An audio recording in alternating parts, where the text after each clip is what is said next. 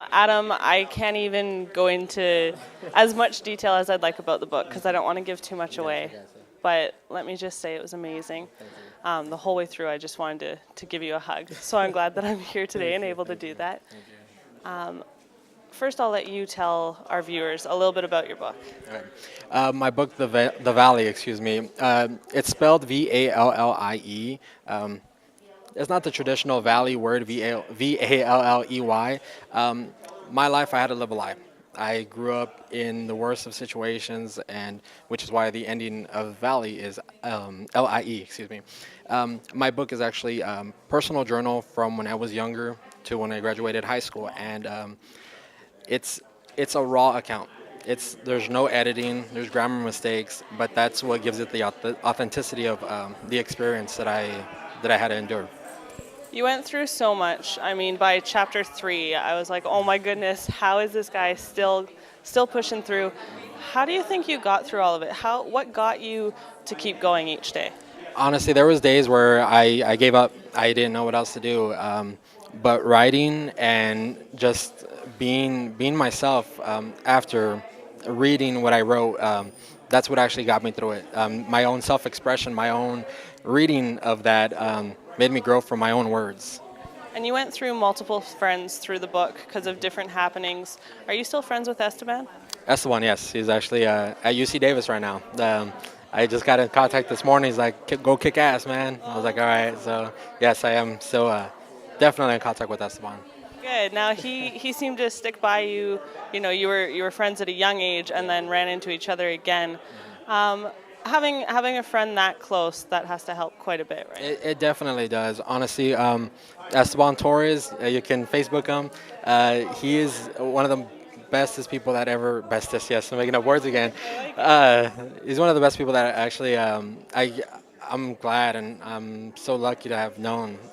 Without him, I don't feel like I would have been here without his support. But he's actually friends, especially one friend, especially like him, helped me grow and helped me still be here.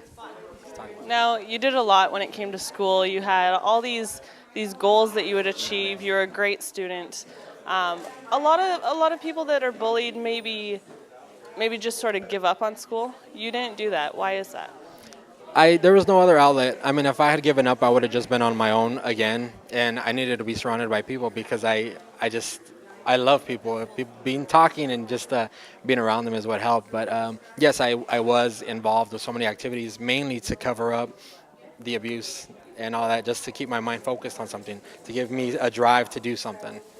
And you had one teacher in particular that believed in you the whole time. Can you tell us a little bit about her? Yes, Daphne Porter. She was my earth science teacher as a freshman, and there was always something about her and that she's seen in me. I have no idea what it was, but she actually was one of those teachers that gave me inspiration, that helped me get through high school, regardless of the backstabbing and all the drama that encircled with high school.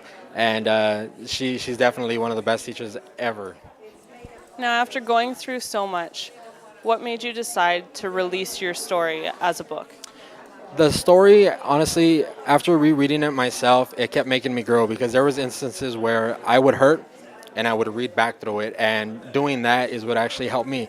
So I was like, there's so many kids out there. They're being bullied for being gay, for really anything, for wearing weird colored shoes, or just it's ridiculous how society today can just keep pushing someone down. And I'm glad to have helped people by writing it. You have a couple of quotes at the end of your book. Do you have an absolute favorite? Honestly, it's the Katy Perry one. Yeah, I mean, there's nothing that can go apart from that. It's after a hurricane comes a rainbow, and I mean, it's definitely true. The sun's gonna shine through those clouds, and with the rain still there, it's gonna give you a rainbow. That gives you the sign of hope.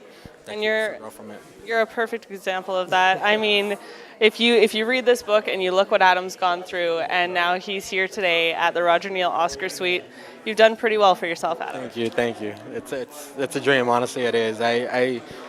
From being a small town guy to being here with celebrities, Hollywood, with you, it's insane, and it's a dream.